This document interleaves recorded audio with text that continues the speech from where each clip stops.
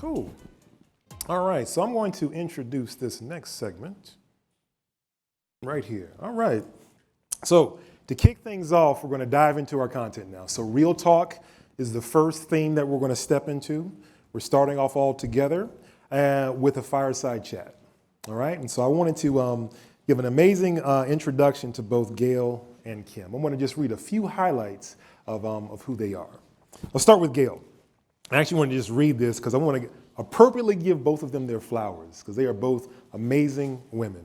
So with Gale, she's a retired executive vice president, chief administrative officer for Nationwide, overseeing the areas of human resources, DEI, real estate, security, and aviation. She also serves on the board of directors for AutoZone and the Unum Group. She's also active in the community in different leadership roles, including roles with the Executive Leadership Council, as well as the University of Florida. She's also an education advocate with endowed scholarships at the University of Florida and Santa Fe Community College. And she also focuses on issues related to, that's where her passion is, with the elderly and homelessness. And now with Kim Blackwell, she's a board member for a number of different groups, including the WAG Group, the City of Columbus, the Chamber of Commerce, as well as a number of other nonprofits. She also is a leader in different various roles, including audit, nominating, and governance. She's also a part of the Gucci Changemakers Council, as well as the Amazon Black Business Accelerator. She's an advisor there. She's also a former ELC board member as well. She's the CEO of Progressive Marketing and Management, or PMM, and this is a brand agency specializing in the business of transformation, digital strategy, DEI, crisis management, Fortune 100, as well as helping to put on an amazing events just like this. They're actually the blood that's running through the veins of this event to really bring it to life. And then, yeah, exactly. And then she's also federally appointed to the National Women's Business Council, the founder of Accelerate Her, which is a women's leadership community. She's also an award winner, Power 50, the Essence Power 40, as well as others. She holds degrees from Syracuse University, as well as Xavier University, and is also executive training from Dartmouth, Northwestern, and Harvard. And so with that, it is my distinct pleasure to give to you Gale and Kim.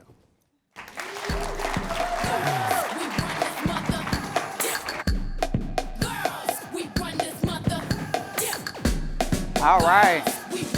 Good morning, everyone. Good morning. So I have the distinct honor and pleasure of doing what I'm hoping that you all will find to be a masterclass session in leadership. We are going to also invite you all to engage in the conversation and ask questions. So we will have an appropriate time for you all to ask questions. So be logging them in your thoughts, and we want to hear from you as well. So what we'll do is first start out, Larry gave y'all way too much information about me, but about Gale, who is the focus for today. I want to kind of dive in. Larry talked about your areas in oversight at Nationwide. And I will, in full disclosure, tell you all that I've had the privilege and honor of working with Gale for over a decade. We serve as a nationwide agency of record. And Gale was one of our executive sponsors. And Gale, as Larry read the breadth and depth of your nationwide oversight, to be a leader in a Fortune 50 corporation, I think there are a lot of nuggets that you will share today, but as we start out, can you at least give a little bit more appreciation to how you got to the C-suite? I think that's important for folks to understand. All right, well, first of all, good morning. All right, good morning again. I've heard all this music. Can I tell you at Nationwide, we never had that kind of music. All right, so I'm impressed. I've got to come up with my own theme song now. If you would do me a great big favor, I would like to acknowledge Larry. He's just done a tremendous job. Please give him a big round of applause. I think more importantly, as I was listening to him and thinking about this program, I really want to acknowledge not only what you've done with this program, but the fact that you lead by example with your love for your family. That's really important to me. So once again, amazing job. I also want, give him a round of applause. Come on. There we go. Is it snap, snap? I don't know. This young man is trying to bring me to the 21st century. He's like, snap, snap. The other thing I need to do, guys, Kim mentioned that I've had the opportunity of working with her for many years because she was our agency of record. But what has been really wonderful, Kim, is to see you grow into this phenomenal leader. And every time... I mean, you're going to have me crying on stage I'm not going to have you cry. But I do believe in giving people flowers while you can. And Kim has just grown into an amazing leader who I am very proud to have been able to say that I contributed in some way, as I beat her up many, many times. Yes. Anyways, let me say quickly, you know, my journey to the C-suite at Nationwide is like the journey for all of you. It really started with a desire, because nothing happens without a desire. There was a huge desire for me to make my grandmother proud. Kim did not ask this, but everything in my life has been motivated by one woman, and that was my grandmother, who chose to raise me and my brother and did that as a maid. And one of the things I committed to do from a very young age, as I watched her every day go out and work, was I was going to make her proud.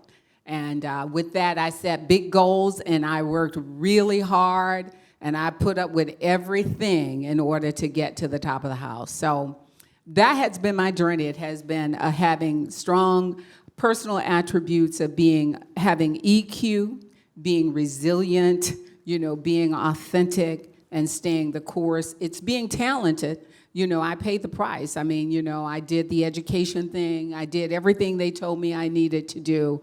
And then the other big thing that led to my success, that will lead to all of your success, is really the power of relationships. I think you all know, no matter what we say, no matter how good we are, that relationships trump, and I'm not using that as a pun, but relationships trump everything. So those things really led to my success. And then you started at Nationwide how? So I started at Nationwide as an entry-level independent contributor immediately after college. So I'm one of those dinosaurs. Those don't exist. I spent 37 years at Nationwide before I retired. But fortunately, I started in a professional position, moved 6 times with the company, and continued to advance to the C-suite, and spent 18 years at the C-suite level. And for those of you, we have a lot of young people in the room. To spend 18 years in the C-suite doesn't happen often. So I think a lot of that, Gale, also speaks to the attributes that some of which you've mentioned, and just your determination and your focus. This session is around leading from the front, but I also think, and we'll talk about it, it's not just leading from the front, it's leading from the side, the bottom, and showing up wherever you are in the organization as a leader. To that point, Gale, think about 3 to 5, now again, she retired as the chief administrative officer, but she had also held, which reported into her, the CHRO officer. So you are very familiar with talent and talent management. Yeah.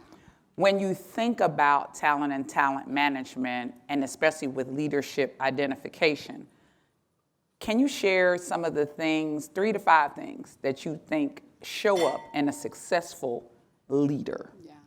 I mean, again, I cannot overemphasize that, you know, in order to be successful, you've got to want it.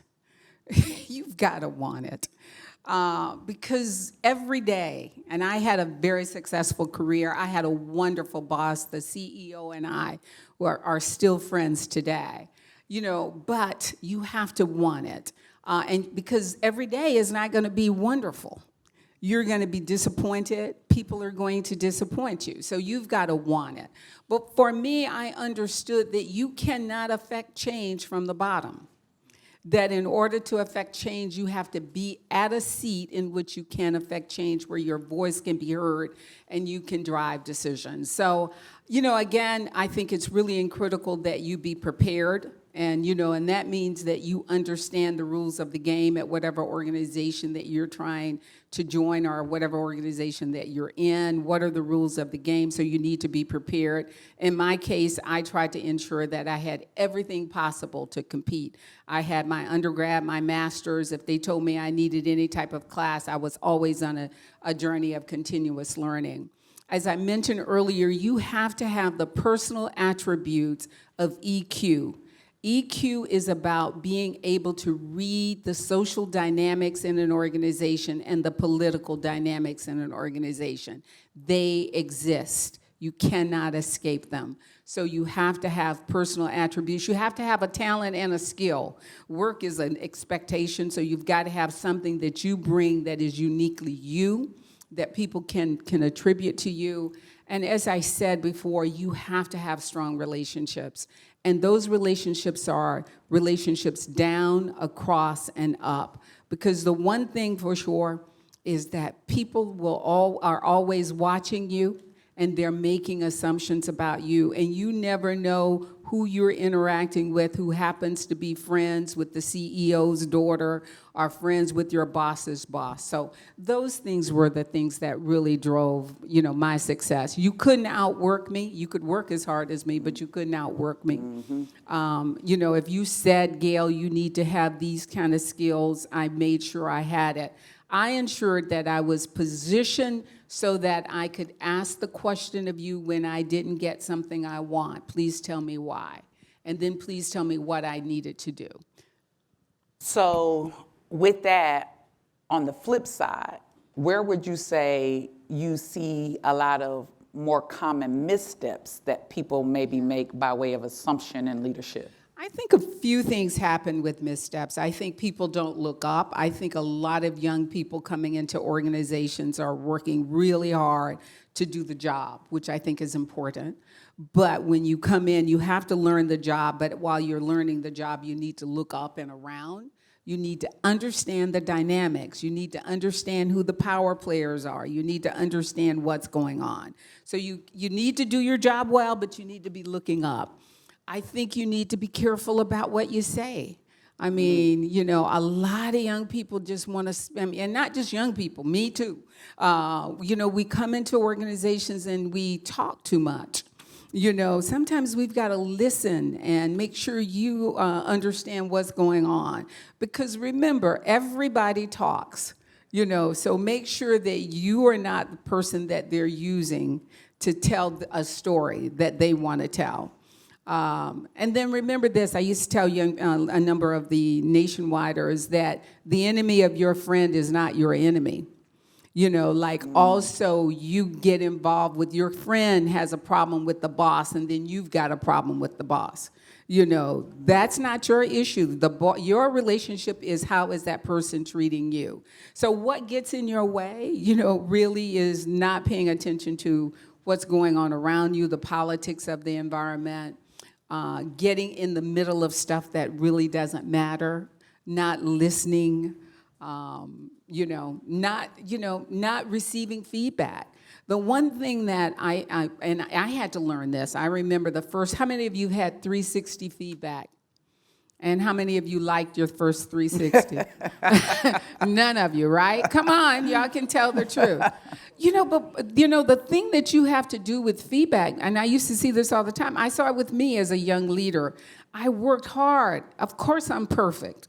What is wrong with you? I am really good, and you're telling me I'm not. And then I would be angry at you, and that anger would show. And what I learned, though, is that information is power. And that if I allow you to tell me the truth about me, and I act like I care, then you'll work with me. But if you act like, well, you're wrong, then you're just going to create this conflict that you can't get past. So you have to get comfortable enough in who you are that you use that feedback to, one, address how other people view you. And if you don't care, then you don't care. But then recognize that the people in power get to make the decisions. Come on. Okay? The people in power get to make the decisions. So manage that. That's at the end of the day, it's like, and I tell this story all the time. I had this is my favorite 360 story because I really hated it. But I had this one young lady, and Wait, Gale, explain to the younger folks what a 360 is versus just a performance. A 360 feedback is when you get feedback from around, up, and down. And so it's just part of your ongoing development. And it's hard. I mean, especially the first time you get it. But anyways, the feedback I got from this one employee, this individual kept saying, we don't know Gale. We don't know anything about Gale. How many of you have heard that? Yeah, right? People don't know. Oh, yeah, we don't know you. So I'm like, well, to myself, what does that have to do with anything? But I didn't. And so I got the feedback, and so you have the opportunity, and this is the thing, guys, take feedback and use it in a positive way. So I went to, because it's very open, they don't tell you who said it, but I knew who said it. You know who said it, right? So I went to the individual, I went to all of the individuals, and I said, hey guys, I received this 360 feedback, and hey, it was really good. It said these things, and it said the following. I said, can you tell me how that shows up? And I wasn't defensive about it. And so I went to the person I knew, and they were like, well, we don't know anything about you. We don't know what you do on the weekend, all that kind of stuff. You all know what I'm talking about, right?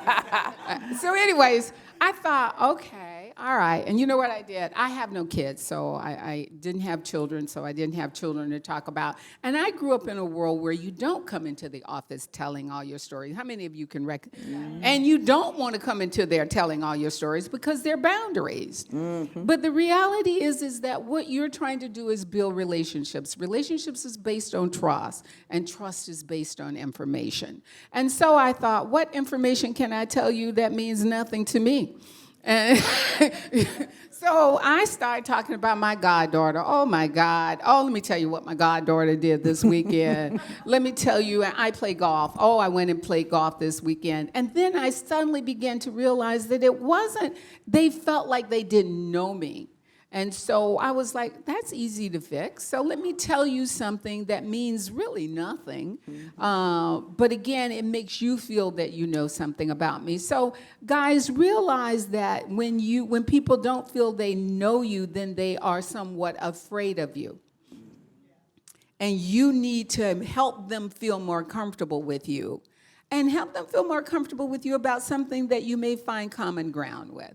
And so the next time my feedback is, Gale is so open, Gale is so this, and blah, blah, blah.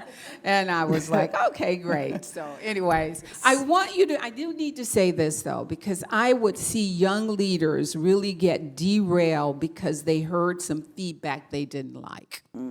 And I want you to take the feedback and use the feedback for your good. And it's how you approach the people.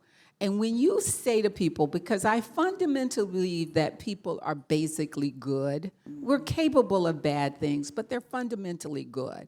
And so if I come to you and I say, Kim, you know what? That showed up in a way, and I didn't like how that showed up. Can you partner with me in this?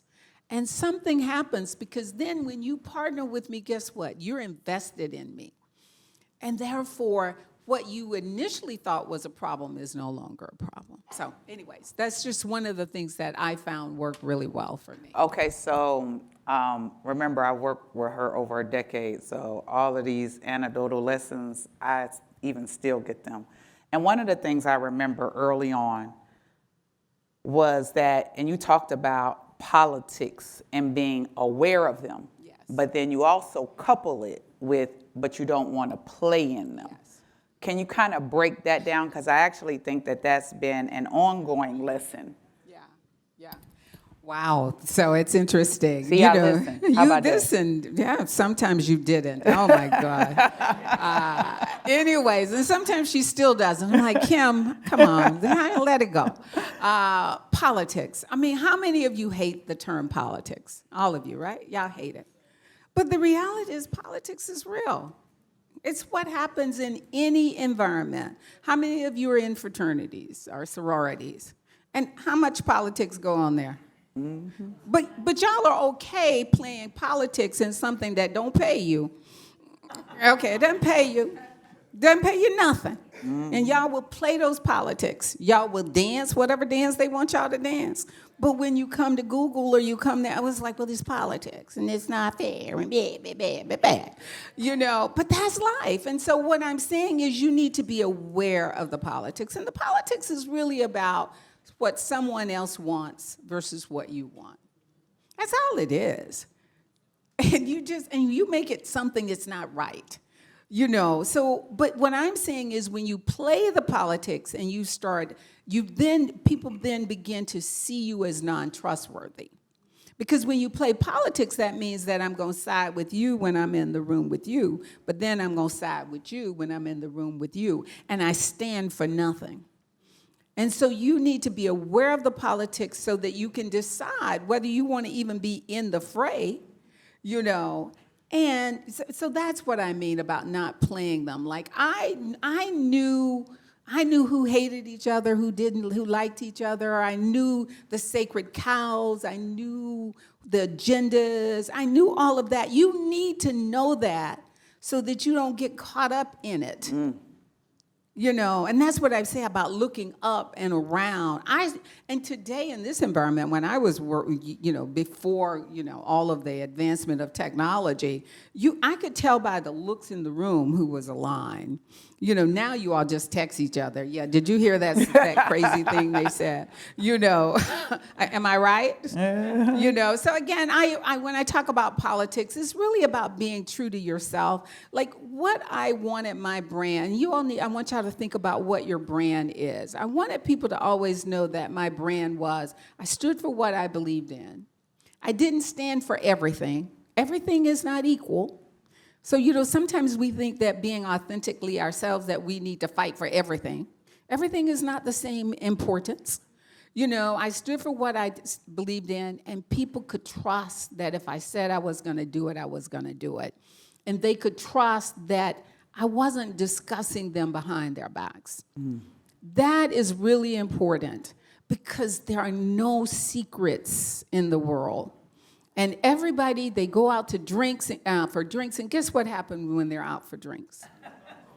They're going to talk about everything you said, not what they said. Mm-hmm. You know, not what they said. So you need to ensure that what you're saying, that you didn't mind repeating. Everybody knew that whatever I said, I was very comfortable repeating it. And if I had to talk about somebody, my dearest friend, I would call her. She was in Florida, and I would go, girl, they are driving me crazy. You know, but she would be the only one. So manage that. Just know that you're managing your brand, and how do you want your brand to show up? And you're managing how you show up so that you can position yourself to be the most impactful you can be. And you can only be impactful when you're in the room and you have the positions to be impactful. And people can hear you. And I can't hear you if you're not constructive. I won't hear you. I will nod, but I won't hear you. You know, it's like one of the young ladies, I tell them, you go back. How many of you have ever seen people in like, I didn't like my PE, and therefore, I didn't like what they said, and therefore, guess what? All right, well, good. It's not going to change how I feel. You know, you then have to work on how do I change how you feel. So anyway, that's my view. Yeah, so, and it's so much that I want you all to get from her while she's here. It's like, you know, and I will say this, a couple of things. One, you know, for me to work, and I still work with Nationwide, we serve as an agency of record, but to have had 10 years to partner with the work in her organization. She won't say this. She will not say this. She didn't say this. Gale was probably the second most powerful or influential person in that company behind the CEO. And so to be able to sit and listen and learn from a leader and this is what I wanted and asked, and I need to do this too for my housekeeping. I need to we acknowledge Larry, but I also need to acknowledge Dr. Angel Johnson, affectionately Dr. J, for your understanding that these leadership symposiums are important, and to be able to talk to all of the Google leadership, but to also bring in individuals like Gale King. I want to pivot into two areas. One, you mentioned this word, authentic. And I know that you talk about authenticity and how it needs to show up in leadership. And you have a way in which you talk about it. So could you share with the group what you think around authenticity and leadership? So when I talk about authenticity, and this comes from years of, individuals, employees coming in and saying, Gail, I can't be my authentic self at work, And then I would ask them, well, what does authentic self at work look like? What does that look like to you? And what I would try to encourage them to do is to understand that authenticity is not binary. It's not that every day, I have to come in and I have to be just who Gail is. There is an intersectionality of authenticity that says that I recognize where other people come in. I recognize the environment. I recognize how other people show up.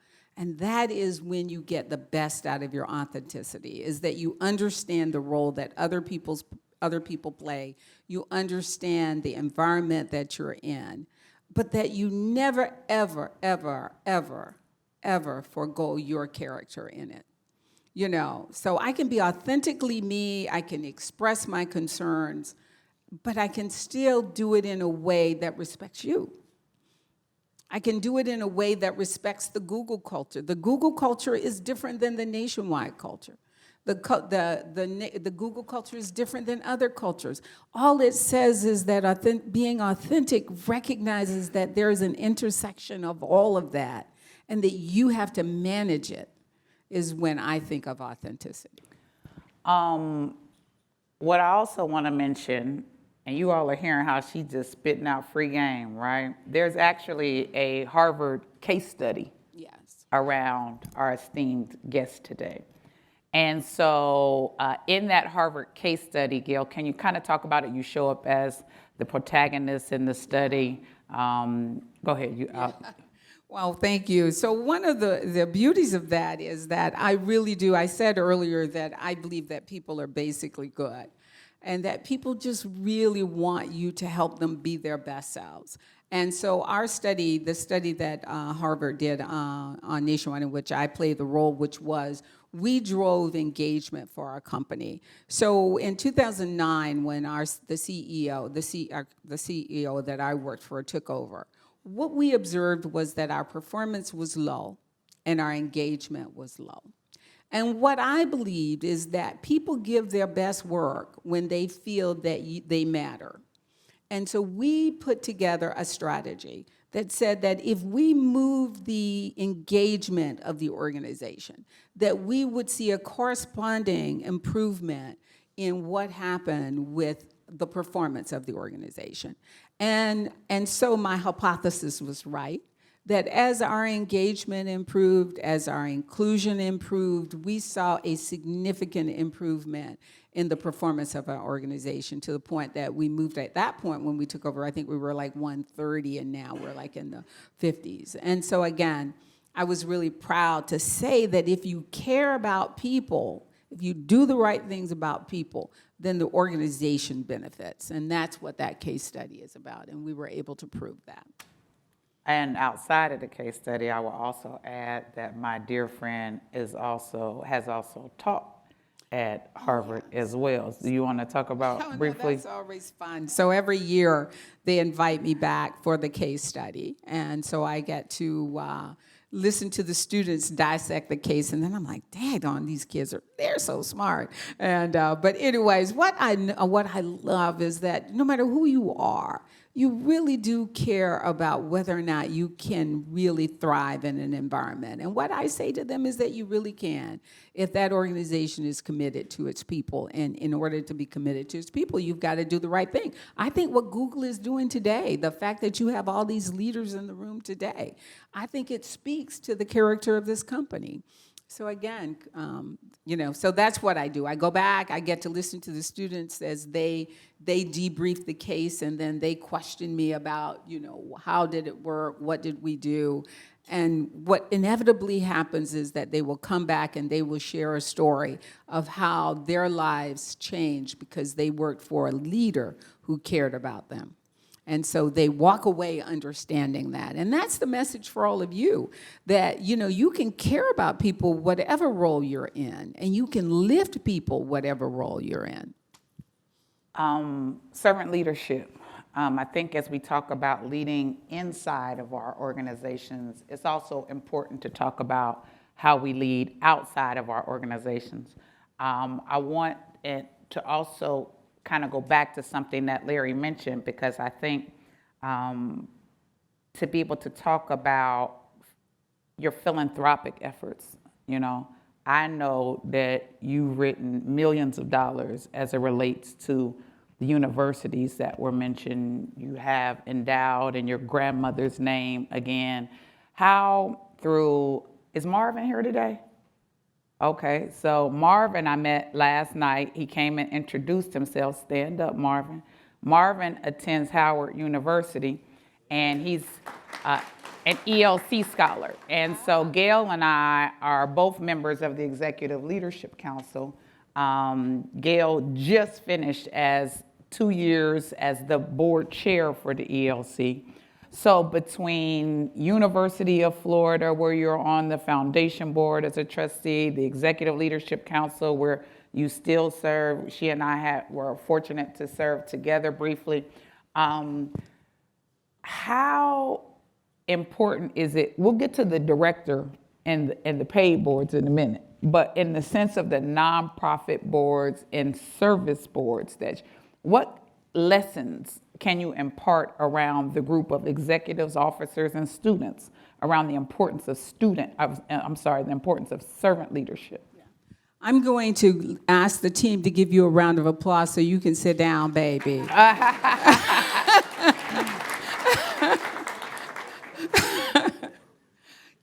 I think that we're so blessed that we have this one life, and we get to decide what we're going to do with it. And I would really encourage you to figure out how to make your life mean more than what you do for yourself. Mm-hmm.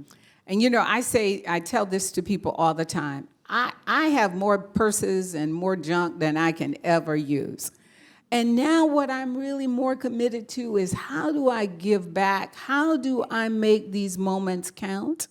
And so I just, again, everything I do, whether the boards I serve on, whether the not-for-profits that I'm engaged with, it's about how is it changing the world? So the University of Florida, so I give this story, so I have to go back and tell the story of why the University of Florida is so important to me. I grew up in Gainesville, Florida. And as I said to you, I was raised by the most amazing grandmother in the whole wide world. But I was born, I attended school the first 4 years when it was still segregation. It's just, I'm old. But what I remember living in Gainesville, Florida, on the other side of the track was the University of Florida. And it was a dream that was not supposed to be in my life, because there was nothing about my life. Born into poverty, raised, hear me, she cleaned homes, so that was a impossibility. But this is the power of big dreams. It's the power of love. And it's the power of other people seeing in you and imparting in you. And so for me, the University of Florida, and when I attended, I think the diversity was, and then I made it happen. I made it happen that I was going to be a student at the University of Florida. But more than being a student, for every black student or brown student or disadvantaged student that came to the University of Florida, I wanted it more to be that I graduated. I wanted them to see that I could give back because I wanted them to be able to see what they could do. And so that's why why I give back. University changed my life in terms of helping me with my education and everything. But I wanted other students to be able to see that they too could give back and make a contribution. The ELC, the work, and look at, we have him. Every year, we give scholarships to young people. You know, every year we provide thought leadership and encourage other people to get involved and be a part of the change that they want to see to make the world better. So again, you know, to me, all of you, if you are not engaged with something that is changing the world for better in your communities, then I would encourage you to find it and start now, because it is really critical that your voice be heard and that you are in the middle of all of these things. We have just a few more minutes left of this conversation before we switch over to questions. And I want to kind of make a pivot. We have a lot of executives and officers, and I also want to thank those Googlers and others who are listening who are not in the room. Thank you for joining us today. Your journey to the boardroom. Because there are a lot of folks in here who, you know, someday hope to sit, you know, on corporate boards. You know, I'm a baby. I'm a neophyte to my, you know, paid corporate board. Gale, you've been doing it now for several years. How'd you get there? And when you think about leadership and how it shows up differently from your role as CEO at Nationwide versus now in the boardroom, what would you say are key differences? Yeah. Again, I mean, you get anywhere in life by being intentional. Okay, so when I say intentional, it's not intentional. The word intentionality requires a few things. One, that you have a vision of where you want to be, but it also requires that you have a plan for where you want to go, and that you put in place steps in order and do the things to get you there. So, I mean, I was very intentional, you know, like I was looking more at when I was planning to retire. I was looking, and so I started to plan that. And then I started saying, what do I want to do next? How do I continue to contribute? So, you know, about 5 years before I retired, I had a conversation with because if you work for a company, you have to get approval before you can join a board. I talked to the CEO, I talked to general counsel, and basically said, hey, you know, I've got the job under control, I've got the team, you know, now I want to add this, and I believe this would benefit Nationwide. So again, you know, remember this, people are only going to do for you what also benefits them. So you need to help them understand the benefit of it. They gave me their blessings. And then I did the research. It's about, you've got to have a plan. You can't be intentional without a plan. And so I looked to say, what are the things that I needed to do? You know, I took the classes to become certified, to say that I was committed to it. And then I did the one thing I said to you all earlier. If you take nothing away, relationships matter. People open doors for you. And if you have a brand of delivering results, if you have a brand of being cooperative, I mean, remember this, you are not going to get in. How many of you going to work with somebody that's a pain? Mm-hmm. How many of you? How many of you going to hire somebody? Look at you, good for you. But what I'm saying is that we all have difficult people, but you still have to have people that can be constructive in their being difficult. There's nothing wrong with saying I disagree with you, but you've got to be about being constructive. So again, that's what I did. I had a plan. I was intentional about it. I did the work, and I leveraged relationships. And I you know what? One of the things I talked about is personal attributes, which includes EQ, but it also includes agility. Mm-hmm. You know, it includes perseverance. I mean, all of those things. You know, I didn't get my first 2 board seats. I was a runner-up. I could have been frustrated and said, I'm not going after them anymore, but I learned from them. Tell me more.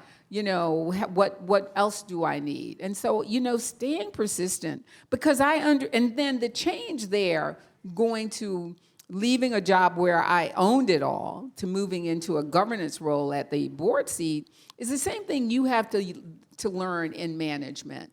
Is you have to you cannot take something on new if you're holding on to the old. So when you're an individual contributor, you know how individual contributors get to be great because they're great? And then you promote them to managers and they're terrible managers because they're too damn busy trying to be an individual contributor. Well, I'm like, you're a manager. Let the people do the job. Lead. I had a great leader once tell me once I got promoted, he was like, yeah, I hired you to be the leader, not to do the job. He gave me permission to say, you do the job. Leaders get evaluated on being a great leader, not getting things done through other people. When I became a board member, what I understood is that I couldn't go in there and be a great CAO. I couldn't go in there being a great CHRO. I could only go in there being a great thought leader, providing governance. I couldn't take on something new until I let go of something else. And at different levels, they require different things, and you have to be willing to do it.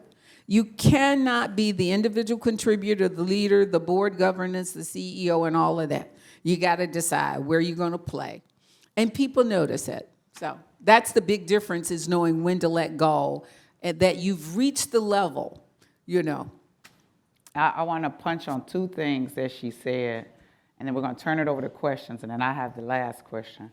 One, I can remember early in my career where Gale pulled me to the side one day, and she told me to sit down because I wasn't looking like the CEO and the leader. So for those of you who are managing people, you need to be able to trust your team and your people. With that, shout out to Team PMM, who allows me to just show up and you all see all of the things that you are seeing over yesterday and tomorrow. The other thing I want to say is that, for me, as Gale said, it's that social currency and capital that got me to my first board seat. And it was from someone who did not look like me. So make sure that you are diversifying your networks. It's very easy to immerse in things that are comfortable. Make yourself uncomfortable at times in how you look at your network. With that, again, I get the last question, and I have one last acknowledgement, but we're going to turn it over to you. I know Team PMM and the Google gear is running around with handheld mics. You got Gale King here. What we asking her today? Come on, let's go. I like it. I see hands. I see hands? Okay. All right, I see a Google. What is that? Is this working? Google mic? Yeah, okay. How about that? I've never seen this. I love this. Come on, Google with us. Hi, I'm Lourdes Uribe with Google. I want to start out just by saying I hope you guys internalized this truly was a masterclass. And I've been in tech for 30 years, a different industry than insurance, but it is absolutely true. Everything is true. Business is business. So thank you for this. And Ms. King, my one question for you is, did your grandmother live long enough to see some of your success? She didn't. I'm sorry. So she passed when I was 18. But one of the things that you see that here. So and I would encourage all of you. You talked about it I loved it when you were talking about your father. So what I do, one of the things that I do always is that I carry my middle name is her name. And so I refuse to remove. Everybody's like, what's the V? I was like, put it in there. Add the V. So the V is. Did I not do that last night, Larry? I said, add that V, please. But the reality is, though, what I was able to do, and you'll make me always cry, is that, I think about the sacrifice of my grandmother. And so every decision I made in my life was to make her proud. But my grandmother loved her children. She loved her daughter and my aunt and my mother. And I was able to change their lives. So that was the gift. And I want to encourage all of you to look to see why are you being provided this favor in life? Because don't get it twisted. There are people out there just as smart as you, all of that. So why are you here, or why are you being given these opportunities? And make sure you're doing something with it. And so every day I try to ask that question. So thank you for asking, I'm but sure she she's did very pass. proud. I'm sure she's very But trust me, her children, they're now deceased now, but they talked about it all the time. Oh, yeah, your mom would be really proud. Yes, I see a name. Next question, Oh, yes, please. go ahead. I see the Google. I just want to say, Tabutni, thank you for your wisdom and your advice today. I've definitely learned a lot. I definitely learned a lot. My name's Autumn Rose, and my question is about those people who are either in leaderships or working on their own business and working on building a team. So you've been in leadership roles, and what would be your advice to give to others on best practices in building a team? What qualities and or attributes do you look for in other people when you're looking to build that team and be a leader of a team? I look for, can they do the job? I mean, so you've got to have people on your team who really can do the job. So, work performance is critical. But the other thing I look for is trust. I mean, I'm just going to be real candid with you guys. And, I think about the people on my team. Every day is about trust. So you've got to look for, can I trust these people can they do the job? One, are they consistent in that? And do I trust them? Do I trust that they've got my back? Or are they trying to cut me down? And you can feel it. That's the thing I tell people. People can feel trust.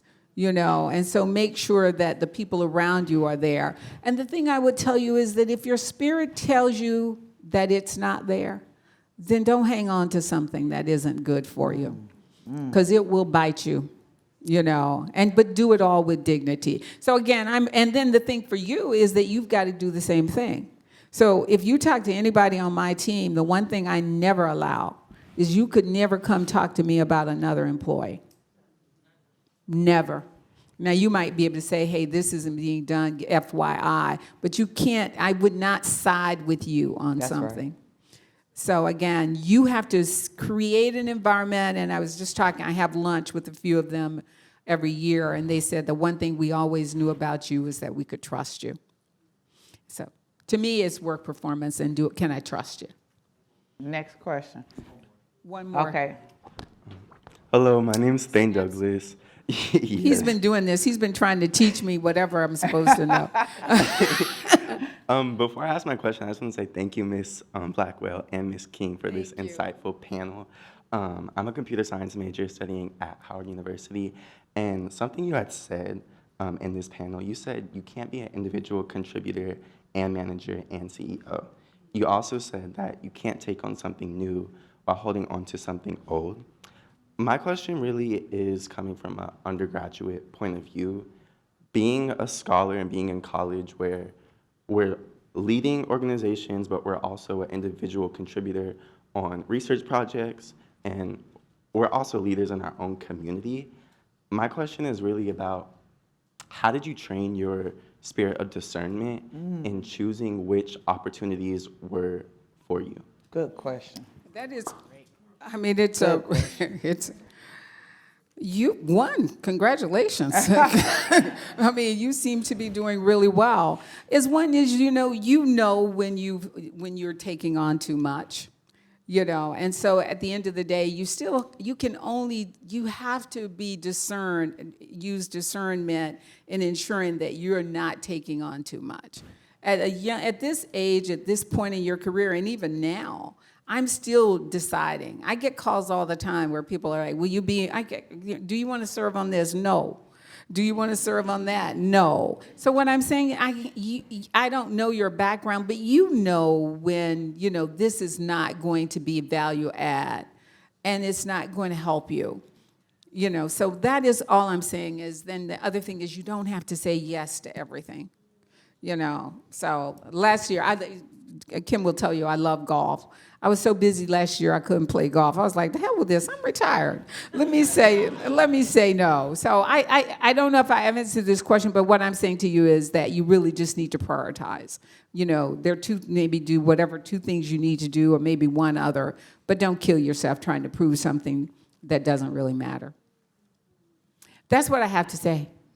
I know this is in. Darn No, it, I want to talk with all of you. And so what I'll say in closing is that, well, actually, let me do this last question.